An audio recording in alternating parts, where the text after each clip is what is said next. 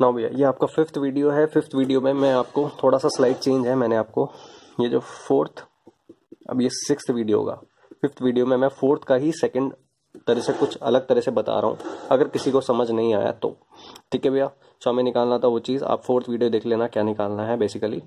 ठीक है, सो आपको निकालना है बेसिकली H11। ये एक 2 पोर्ट नेटवर्क है, H11 निकालना है, यानी कि V1/I1 व्हेन V2 इज 0, ये चीज़ दिया हुआ है।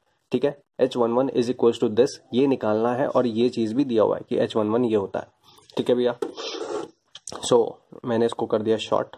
इसको जैसे ही शॉर्ट किया तो ये दोनों नोड्स और ये दोनों नोड्स, ये एक ही नोड है ना सारा। ठीक है, तो ये और ये दोनों क्या दिख गए, पैरेलल में दिख गए, और ये पैरेलल में है ही। ठीक है भैया, ये आपका I1 है, ये आपका 2I1 है। ठीक है, सो आप ये देखें कि इसको मैं री ड्रॉ करके इस तरह से बना सकता हूँ, 1 parallel to 1 parallel to dependent source having value 2I1।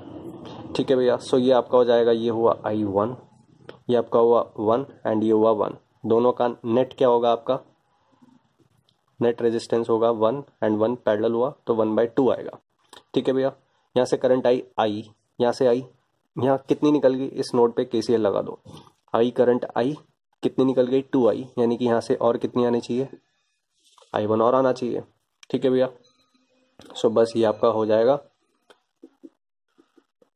V1।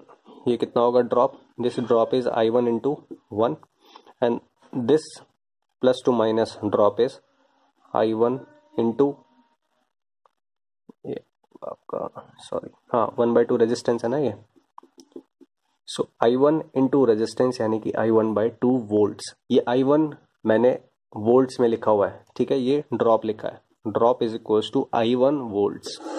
सो भैया आप ये देखें कि KVL मीन्स, इसमें KVL लगा दे, rise is equals to drops.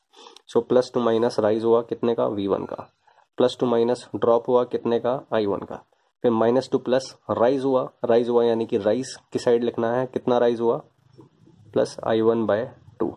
ये प्लस I1/2 उधर जाएगा माइनस में, तो I1 माइनस I1/2 हो जाएगा I1/2, यानी कि V1/I1 का रेशो आ जाएगा 1/2, यानी कि 0.5।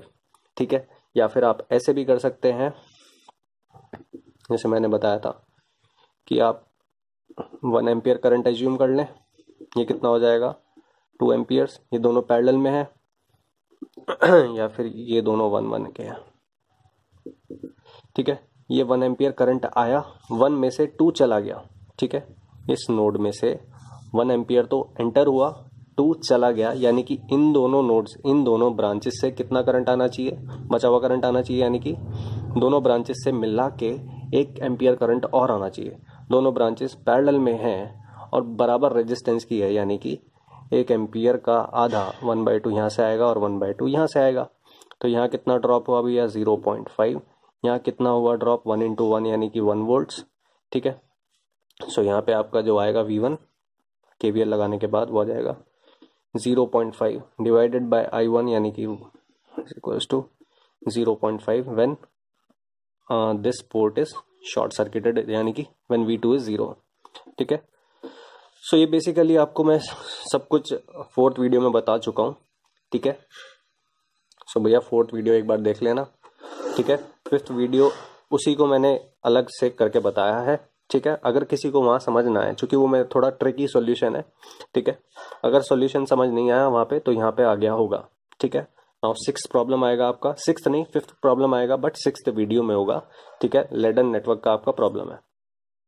ठीक है, अगर आपको वीडियो अच्छा लगा तो लाइक करना, शेयर करना एंड सब्सक्राइब करना भैया, और घंटा बजा देना। ठीक है, नोटिफिकेशंस के लिए।